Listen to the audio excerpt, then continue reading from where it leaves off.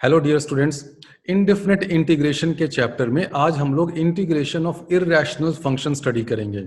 Irrational functions के integration में substitution बहुत सारे लगते हैं और इतने सारे सब्स्टिट्यूशन होने के कारण बहुत कंफ्यूजन हो जाता है कि किस केस में कौन सा सब्स्टिट्यूशन लगाएं।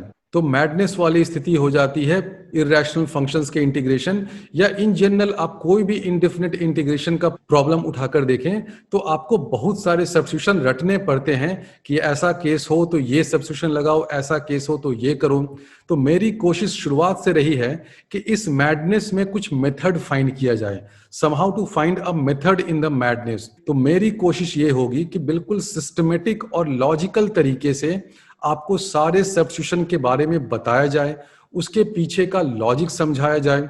और मेरी गारंटी है कि अगर आप सिस्टमेटिक ढंग से इन सारे सब्स्टिट्यूशंस और सारे मेथड्स और सारे टेक्निक्स को अगर समझ लेते हैं, इस पे बेस्ड कुछ प्रॉब्लम सॉल्व कर लेते हैं जो मैं अपने लेक्चर्स के दौरान भी कराऊंगा, तो अगर आप इन सारे टेक्निक्स और मेथड्स को अच्छे से समझ लेते हैं तो इससे ज्यादा आपको इनडेफिनेट इंटीग्रेशन में और कुछ पढ़ने की जरूरत नहीं होगी। इन सारे मेथड्स और टेक्निक्स का यूज करके आप जेईई एडवांस्ड लेवल के 99.9% प्रॉब्लम्स को सॉल्व कर सकते हैं। 0.1% का तो अल्लाह ही मालिक है, हो सकता है कि उन प्रॉब्लम्स को एग्जाम सेटिंग्स में या with in a given time period मैं भी सॉल्व नहीं कर पाऊं। तो मान लीजिए कि आपको एक ऐसा फंक्शन दे रखा है इंटीग्रेट करने के लिए, एक रैशनल फंक्शन है x और एक लीनियर एक्सप्रेशन है ax प्लस b, इसका to the power p by Q, ऐसा कुछ इंटीग्रेंड है और आपको इसको इंटीग्रेट करना है। तो ध्यान से देखिए मैंने क्या बताया, ये r क्या डिनोट कर रहा है, ये डिनोट कर रहा है कि एक रैशनल अलजेब्राइक फंक्शन है किस किस चीज़ में, x में और इस चीज़ में। अब ये जो एक्सप्रेशन है ये क्या है, लीनियर एक्सप्रेशन है, जिसको आगे l से भी डिनोट कर दूंगा। तो इस पूरे लेक्चर में जहाँ पर भी लीनियर एक्सप्रेशन आएगा मैं l से डिनोट कर दूंगा। अगर दो लीनियर एक्सप्रेशंस होंगे तो एक को L1 दूसरे को L2 से भी डिनोट कर सकता हूँ। तो इंटीग्रेंड आपका कैसा है, इंटीग्रेंड एक रैशनल अलजेब्राइक फंक्शन है जो x और ax plus B to the power p by Q से बना हुआ है। अब ax plus B to the the power p by Q है तो इस लीनियर एक्सप्रेशन का फ्रैक्शनल पावर हो गया, यानी कि इंटीग्रेंड कुछ इस तरह का हो सकता है कि x प्लस यहाँ पे कर दीजिए कि ax plus B to the power 1/4 या ax plus B to the power 7/5 या 6/7, इस तरह का कुछ फ्रैक्शनल पावर हुआ। तो जो पूरा इंटीग्रेंड हुआ वो क्या हो गया, इररेशनल फंक्शन हो गया। तो आज के लेक्चर में हम लोग डिटेल में समझेंगे कि इस तरह का इररेशनल फंक्शन हो तो उस तरह के इंटीग्रेंड को कैसे इंटीग्रेट किया जाता है।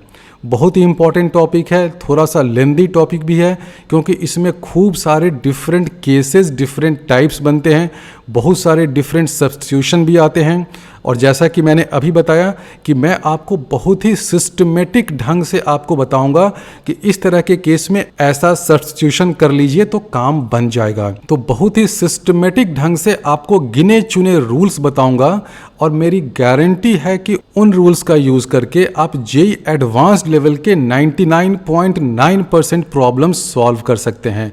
0.1% प्रॉब्लम तो कोई नहीं जानता है, जेईई एडवांस लेवल के हो सकता है तो मैं भी सॉल्व नहीं कर पाऊँ। तो इस तरह के इंटीग्रेंड को सॉल्व करने का सबसे आसान, सटीक, रामबाण तरीका क्या है, तरीका ये है कि सारे फसाद की जड़, सारे प्रॉब्लम की जड़ कहाँ से हो रही है कि ये जो लीनियर एक्सप्रेशन है ना ax प्लस बी, इसका फ्रैक्शनल पावर है to the power p by Q है। तो अगर मैं किसी तरह से इस पावर में जो डिनोमिनेटर में जो टर्म है ना p बाई क्यू, इस डिनोमिनेटर वाले को हटा दूं तो सारा काम बन जाए।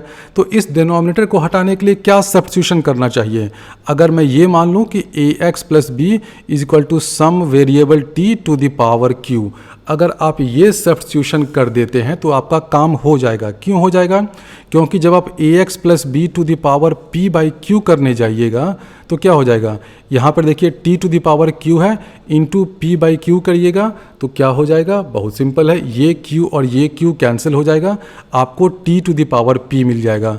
यानी कि ये वाला टर्म क्या बन जाएगा, t to the power p बन जाएगा, एक रैशनल टर्म बन गया। और ये x तो ऑलरेडी रैशनल है, इस x को भी आप t के टर्म्स में लिखिएगा तो आपको एक रैशनल फंक्शन मिलेगा। यानी कि मैं ये बता रहा हूँ कि अगर इस तरह का इंटीग्रेंड हो तो आप ये सब्स्टिट्यूशन करिएगा, तो ये करने के बाद ये जो इंटीग्रेंड है, जो इनिशियली इर्रैशनल फंक्शन है, कन्वर्ट हो जाएगा रैशनल फंक्शन में। और रैशनल फंक्शन को कैसे इंटीग्रेट करते हैं मैंने शुरुआती लेक्चर्स में काफ़ी डिटेल में समझाया था। तो अभी हम लोग इसी थियरी, इसी सब्स्टिट्यूशन पर बेस्ड एक प्रॉब्लम सॉल्व करते हैं। इंटीग्रेट करना है x by x minus 3 into root X plus 1 dx, ये तो रहेगा ही। तो इस क्वेश्चन को कैसे सॉल्व करिएगा, सारे प्रॉब्लम की जड़ देखिए क्या है, रूट एक्स प्लस 1। तो हम लोग रूट एक्स प्लस 1 को t मान लें, या ये कहिए कि x प्लस 1 को हम लोग t स्क्वायर मान लें, तो काम हो जाएगा, बिल्कुल हो जाएगा। x प्लस 1 को t स्क्वायर कर दें तो dx क्या हो जाएगा, 2t dt हो जाएगा, ठीक है। और x की वैल्यू क्या हो जाएगी, t स्क्वायर माइनस 1 हो जाएगी। तो इसको यहाँ सब्स्टिट्यूट करिएगा तो ये हो जाएगा t स्क्वायर माइनस 1, dx हो जाएगा 2t dt, 2 बाहर निकल गया, t dt यहाँ पर आ गया। और x माइनस 3 क्या हो जाएगा, x माइनस 3 में आप t स्क्वायर माइनस 1 माइनस 3 करिएगा तो ये हो जाएगा t स्क्वायर माइनस 4, और ये रूट x प्लस 1 क्या हो जाएगा, t हो जाएगा। हमने x प्लस 1 को t स्क्वायर सब्स्टिट्यूट किया तो हम लोग यहाँ तक पहुँच गए। अब ये t और ये t कैंसिल हो जाएगा, ऊपर में क्या बचेगा, t स्क्वायर माइनस 1, नीचे में बचेगा t स्क्वायर माइनस 4। तो इसको भी सिंप्लीफाई करिएगा तो ये हो जाएगा ऊपर में t स्क्वायर माइनस 1 और नीचे में है t स्क्वायर माइनस 4 dt, तो रहेगा ही। अब इसको क्या किया जाए, तो हम लोग डिनोमिनेटर के टर्म्स में न्यूमरेटर को क्यों ना लिख दें, तो हम लोग ऐसे लिख दें इसको t स्क्वायर माइनस 4 प्लस 3, बिल्कुल कर सकते हैं। तो वो करिएगा तो क्या हो जाएगा, माइनस 4 प्लस 3, यानी कि ये इंटीग्रल है वो हो जाएगा 2 1 plus 3 by T square minus 4 dt।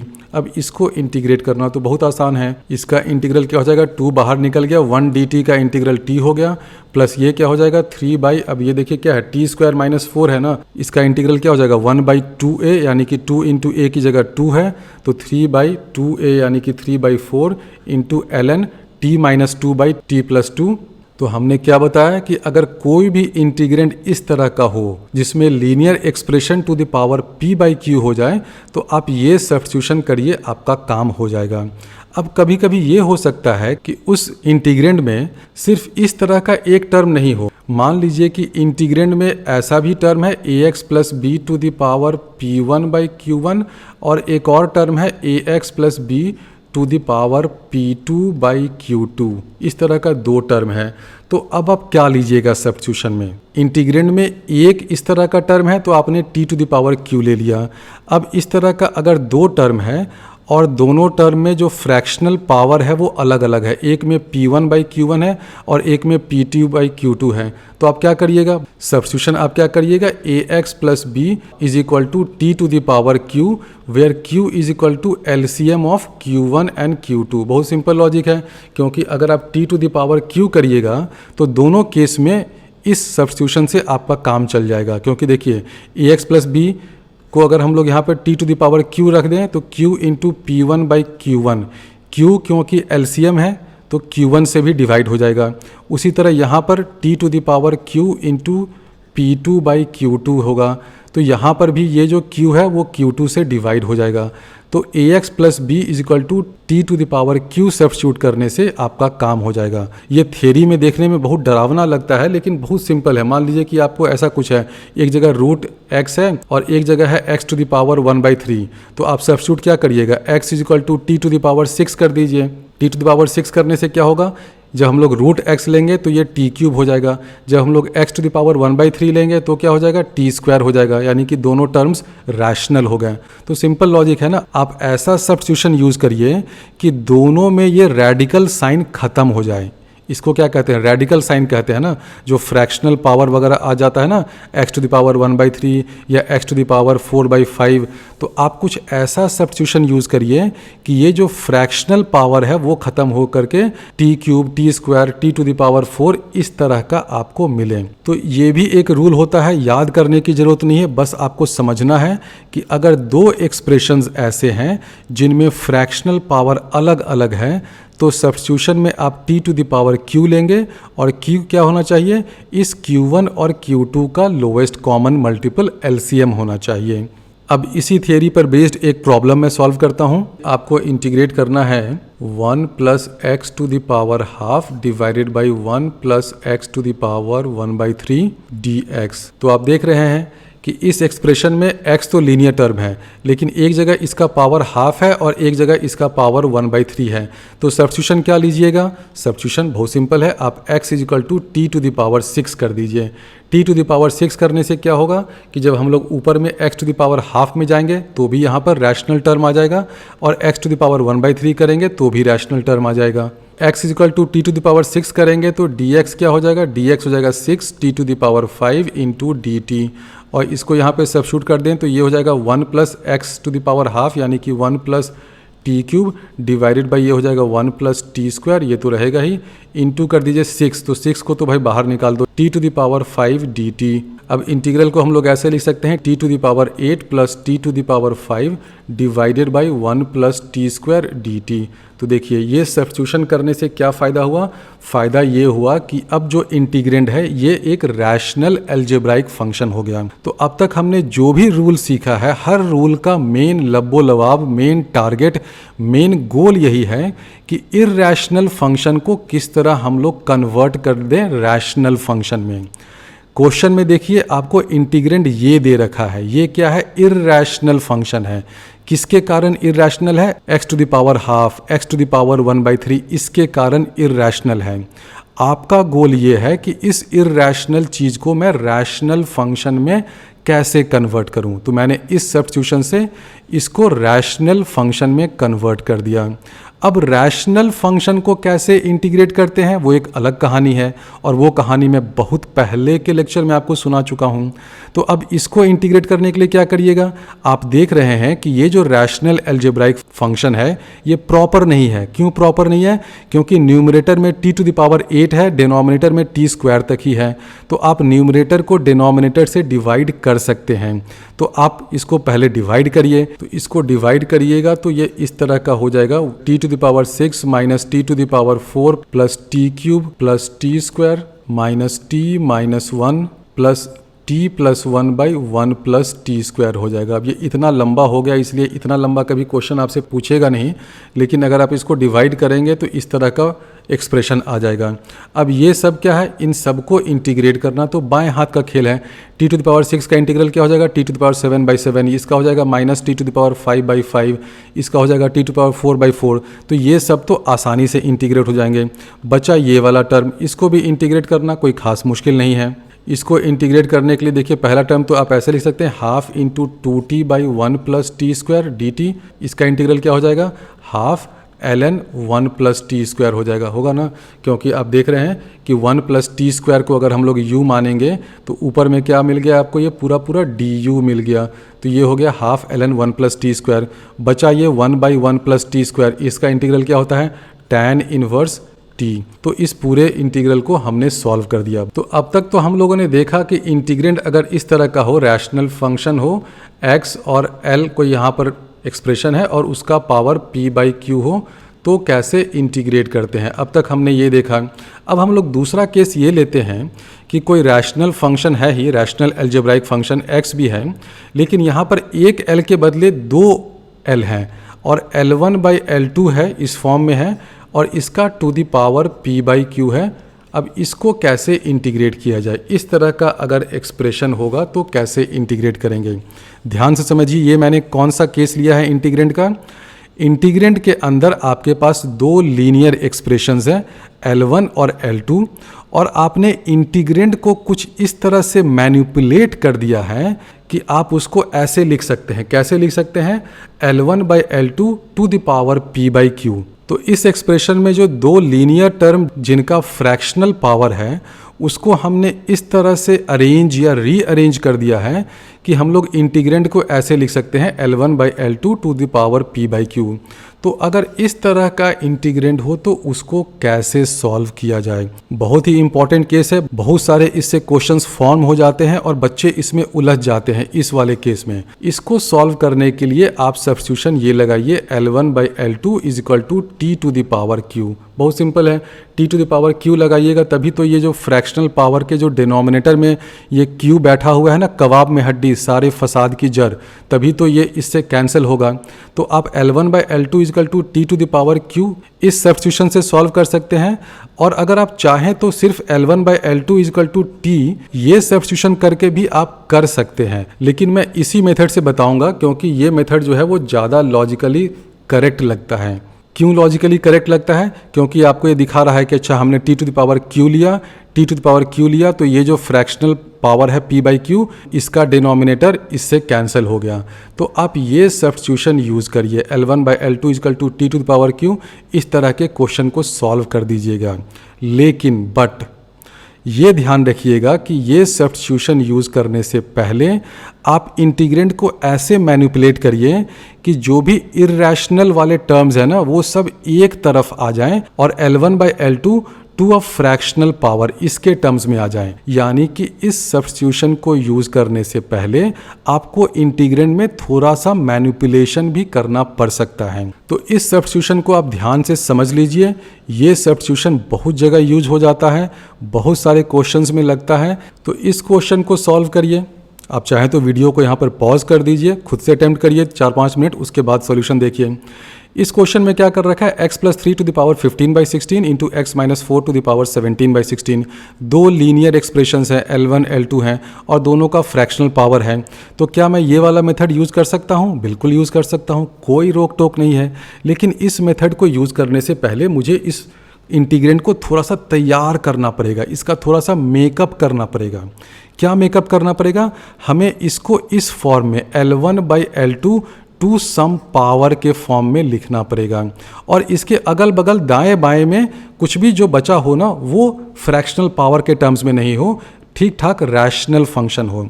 तो देखिए कैसे लिख सकते हैं। तो इस इंटीग्रेंड में आप थोड़ा सा मैनिपुलेशन ये कर सकते हैं कि इसको अगर हम लोग x - 4 टू द पावर 15/16 नीचे में ये एक्सप्रेशन डालें तो ऊपर भी यहाँ पर ये डालना पड़ेगा, बिल्कुल डालना पड़ेगा।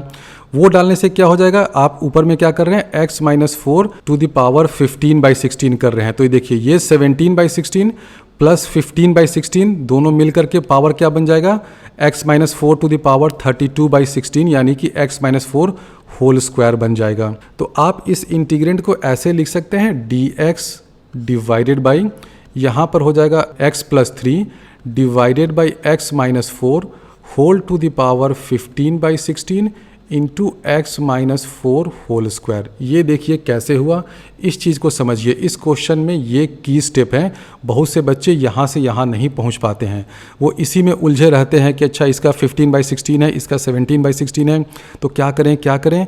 सबसे पहले आप ये देखिए कि आप इस इंटीग्रेंड को ऐसे मैनिपुलेट करिए कि उसको आप एक linear expression divided by another linear expression के टर्म्स में लिखिए और इसका L1/L2 का एक कोई कॉमन पावर p/q हो जाए। और ये करने के बाद अगल बगल में लेफ्ट में राइट में जो भी कुछ बचे वो लीनियर एक्सप्रेशन रैशनल हो। जैसे देखिए यहाँ पर क्या बचा, x - 4 होल स्क्वायर बचा, ये रैशनल है। अगर यहाँ पर x - 4 होल स्क्वायर के बदले अगर टू द पावर 3/2 आता तब आप अटक जाते, तब आप इस मेथड से आगे नहीं बढ़ पाते हैं। तो ये समझ में आया हमने क्या किया। हमें दे रखा था x - 4 टू द पावर 17/16। तो आप ये देखिए कि इस इंटीग्रेंड के डिनोमिनेटर में यहाँ पर x - 4 टू द पावर 15/16 से डिवाइड किया, जितने से डिवाइड किया उतने से ऊपर में मल्टीप्लाई करना पड़ेगा। यहाँ पर मल्टीप्लाई किया x - 4 टू द पावर 15/16 से, दोनों को जब मल्टीप्लाई करेंगे तो पावर ऐड हो जाएगा, ये x - 4 होल स्क्वायर हो गया। ये इस क्वेश्चन का मूल मंत्र है। अब यहाँ तक अगर पहुँच गया है तो अब आप क्या करिएगा, बहुत सिंपल है। अब तो आपको लग रहा होगा कि हाँ भाई सब्स्टिट्यूशन लगाओ, कौन सा, x + 3/x - 4 this is equal to t to the power 16। t to the power 16 क्यों लिया, क्योंकि देखिए ये जो फ्रैक्शनल पावर है ना वो 15/16 है। तो हमने क्या बताया था, जो भी फ्रैक्शनल पावर का जो डिनोमिनेटर हो उसका t to the power q कर दो। आप चाहें तो इसको इज इक्वल टू t मानकर भी कर सकते हैं, उससे भी आंसर आ जाएगा। लेकिन लॉजिकली ये ज़्यादा सही लगता है कि हम लोग t टू द पावर 16 ले, तो हम लोग ये सब्स्टिट्यूशन यूज़ करते हैं। अब ये सब्स्टिट्यूशन करने के बाद बच्चे क्या करते हैं, क्या गलती करते हैं, मैं बताता हूँ। गलती मैं उसे नहीं कहूँगा, लेकिन टाइम का वेस्टेज क्या करते हैं बच्चे। ये करने के बाद अब देखते हैं कि हमने t को लिखा है x के टर्म्स में, तो सबसे पहले इसको कुछ मैनिपुलेशन करके x को लिखने लगते हैं t के टर्म्स में। ठीक है, क्यों लिखते हैं? वो ये सोचते हैं कि हमें x को t के टर्म्स में इसलिए लिखना होगा क्योंकि हमें यहाँ पर x माइनस 4 होल स्क्वायर है, इसको t के टर्म्स में चेंज करना होगा, इसको करना होगा, इसको करना होगा। ये तो खैर एनीवे t के टर्म्स में है, dx हमें फाइंड करना है t के टर्म्स में, तो वो सब करने के लिए पहले x को t के टर्म्स में लिखते हैं। तो मेरा कहना है कि आप वो सब मत करिए, ध्यान से सुनिए, मत करिए। बहुत इंपॉर्टेंट बात मैं बताने जा रहा हूँ टाइम सेव करने के लिए। इंटीग्रेशन के क्वेश्चन में जब भी आप इस तरह का कोई सब्स्टिट्यूशन करते हैं ना कि x is equal to T to the power this thing या x इजकल टू टी, तो आप शुरुआत में ही x को t के टर्म्स में लिखने की कोशिश मत करिए और फिर इस x को t के टर्म्स में यहाँ पर सब्स्टिट्यूट मत करिए। पहले आप ये करिए कि dx और dt में रिलेशन फाइंड करिए। हो सकता है कि dx और dt में जो रिलेशन आए उसमें कुछ इस तरह का आ जाएगा, dx by x minus 4 whole square is equal to dt by some t का टर्म। तो क्या हो जाएगा, ये देखिए dx by x minus 4 whole square तो यहाँ पर आपके लिए बैठा हुआ है। तो आपको अलग से x माइनस 4 को t के टर्म्स में लिखने के लिए वो सब झंझट नहीं करना पड़ेगा। कौन सा झंझट कि x को पहले हमने t के टर्म्स में लिखा, फिर x माइनस 4 को t के टर्म्स में लिखा, फिर उसको स्क्वायर किया। तो बहुत सारे क्वेश्चन में आप इस टाइम टेकिंग प्रोसेस से बच सकते हैं। हर क्वेश्चन में नहीं बचेंगे लेकिन बहुत सारे क्वेश्चन में बच जाएंगे। तो जिसमें टाइम बचा सकते हैं उसमें तो टाइम बचा लीजिए ना। तो इसलिए जब भी इस तरह का आप सब्स्टिट्यूशन यूज करें ना इंटीग्रेशन के क्वेश्चन में, तो आप पहले dx और dt में रिलेशन निकालिए। उसके बाद भी अगर आपको लगता है कि मुझे x को फाइंड करना है t के टर्म्स में क्योंकि मुझे x माइनस 4 होल स्क्वायर को लिखना होगा t के टर्म्स में, तब ठीक है, करिए, मजबूरी है, करना ही पड़ेगा। लेकिन बहुत सारे क्वेश्चन में हो सकता है कि dx और dt में जो रिलेशन आएगा उसमें ये वाला x माइनस 4 होल स्क्वायर उसके अंदर समा जाएगा, ये उसमें सब्ज्यूम हो जाएगा। ठीक है, तो आपको अलग से x माइनस 4 होल स्क्वायर नहीं फाइंड करना होगा t के टर्म्स में। टाइम बचेगा, कम से कम 2 मिनट बचेगा, इस क्वेश्चन में ही बचेगा। जो बच्चे इसको समझना चाहते हैं कि क्यों टाइम बचेगा, वो करके देख लें अपने रूम में बैठ के कि पहले वो x को फाइंड करें t के टर्म्स में, फिर x माइनस 4 को फाइंड करें t के टर्म्स में, फिर x minus 4 whole square find करें। वो सब में बहुत टाइम लगेगा। मैं जो अभी मेथड बताने वाला हूँ उसमें आपको x माइनस 4 होल स्क्वायर अलग से फाइंड करने की ज़रूरत नहीं है। ठीक है, तो ये तो हुआ एक पॉइंट। दूसरा पॉइंट ये है कि आपको x और t में ये रिलेशन दे रखा है, तो हमें dx और dt में रिलेशन फाइंड करना होगा। उसको फाइंड करने का 2 तरीका है। या तो आप LHS में कोशेंट रूल लगाइए। कोशेंट रूल कैसे लगाते हैं हर किसी को पता होगा। आप ये करिएगा कि x minus 4 whole square into differential coefficient of numerator into denominator minus differential coefficient of denominator into numerator into dx this is equal to 16 into t to the power 15 dt। ये करिएगा, ये थोड़ा सा लंबा होगा, इसलिए मैं इस मेथड को नहीं यूज़ करूंगा। तो देखिए, इंटीग्रेशन में छोटे छोटे बहुत सारे ट्रिक्स होते हैं, शॉर्टकट स्टेप्स होते हैं जो आपका 1-1 मिनट, आधा मिनट बचाते हैं। ये सब चीज़ें आपको बुक्स में जनरली नहीं मिलेंगी। तो मैं क्या बता रहा हूँ, आपने x और t में एक रिलेशन फाइंड कर लिया, बहुत अच्छा काम किया। अब अगले स्टेप में आपको dx और dt में रिलेशन फाइंड करना है। तो dx और dt में रिलेशन फाइंड करने का एक रूटीन तरीका जो दुनिया के हर बुक में रहता है वो आपको ये मिलेगा कि हाँ बेटा, तुम इसमें कोशेंट रूल लगाओ, x माइनस 4 होल स्क्वायर करो, वो सब करो तो dx और dt में रिलेशन आ जाएगा। बिल्कुल आ जाएगा, कोई बड़ी बात नहीं है। मेरा जो तरीका है वो दूसरा है। मैं क्या कहता हूँ कि आप दोनों साइड में क्यों ना लॉग ले लें, लॉगरिदमिक डिफरेंशिएशन करिए, यूजिंग लॉग करिए। यूजिंग लॉग करने से बहुत फ़ायदा होता है। तो जब भी आप इस तरह का सब्स्टिट्यूशन यूज़ करें ना, L1 by L2 is equal to something, तो आप लॉगरिदमिक डिफरेंशिएशन जो होता है ना कि पहले दोनों साइड LHS और RHS का लॉग ले लीजिए और फिर डिफरेंशिएशन करिए, तो बहुत आसान हो जाएगा। क्यों आसान होगा, देखिए यहाँ पर आ गया ln x plus 3 by x minus 4, तो ये क्या हो जाएगा ln x plus 3 minus ln x minus 4। और ln का डिफरेंशियल कोएफिशिएंट क्या होता है, बहुत आसान है, 1 बाई एक्स हो जाता है। तो लॉगरिदमिक डिफरेंशिएशन लेने के लिए हम लोग इधर भी ln लेंगे, इधर भी ln लेंगे, तो ये क्या हो जाएगा 16 ln t हो जाएगा। अब जब डिफरेंशिएट करिएगा तो इधर आ जाएगा 1 by x plus 3 minus 1 by x minus 4 into ये हो जाएगा dx this is equal to 16 by t dt। बिल्कुल क्लियर होगा। अब ये देखिए क्या हो गया, ये हो गया x minus 4 minus x plus 3, तो इसको जब करिएगा तो ये हो जाएगा x minus 4 minus x minus 3 यानी कि माइनस 7, तो ये वाला टर्म हो जाएगा minus 7 by x plus 3 into x minus 4 dx is equal to 16/t/dt। अब देखिए मैं क्या ट्रिक लगाता हूँ। मैं ट्रिक ये लगाता हूँ कि आप देख रहे हैं कि यहाँ पर आपको dx/x-4 होल स्क्वायर तो है ही, और यहाँ भी आपको dx/x-4 तो मिल गया है, लेकिन ये कबाब में हड्डी x+3 है। तो क्यों ना इस x+3 को मैं x-4 के टर्म्स में लिख दूँ। बिल्कुल लिख सकता हूँ, यहाँ से आप लिख सकते हैं, ये है ना। तो आप क्या लिख सकते हैं कि x+3 is equal to t⁻16 into x-4।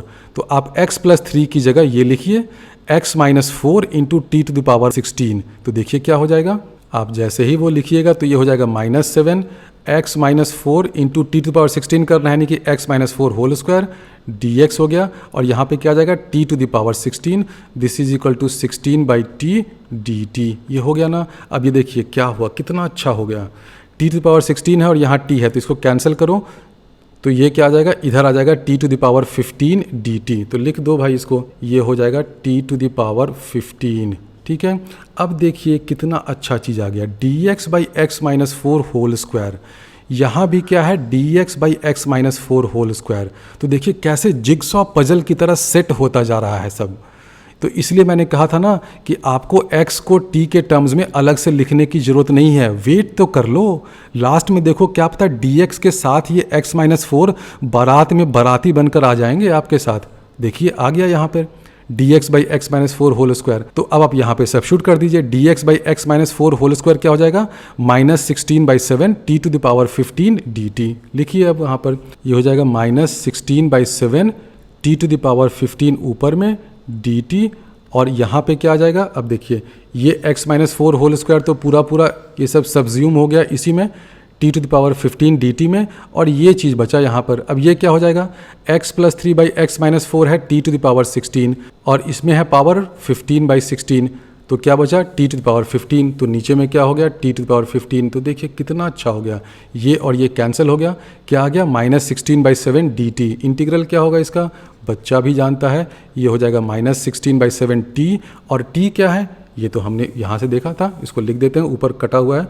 आजा बेटा तू नीचे आजा, आजा आजा, हाँ आ गया आंसर। ये हो गया -16/7 t, where t is equal to, ये इसको हम लोग ऐसे कर दें x+3/x-4 टू द पावर 1/16। तो कैसे हमने सॉल्व किया, हर स्टेप को मैंने डिटेल में इसलिए समझाया क्योंकि ये पहला क्वेश्चन है और थोड़ा सा कॉम्प्लिकेटेड आप लोगों को लग रहा होगा, क्योंकि मैंने बहुत सारे मैनिपुलेशंस इसमें बीच बीच में कर दिए हैं।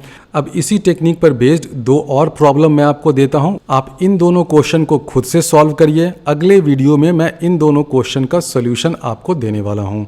इन दोनों क्वेश्चन में भी सेम टेक्निक लगेगा। आप पहले कुछ मैनिपुलेशन करिए इंटीग्रेंड में, कि इंटीग्रेंड को आप L1/L2 = t⁻q इसके टर्म्स में लिख सकते हैं। सेकेंड वाले क्वेश्चन में तो इंटीग्रेंड आपको वैसे एज इट इज़ दिख ही रहा है।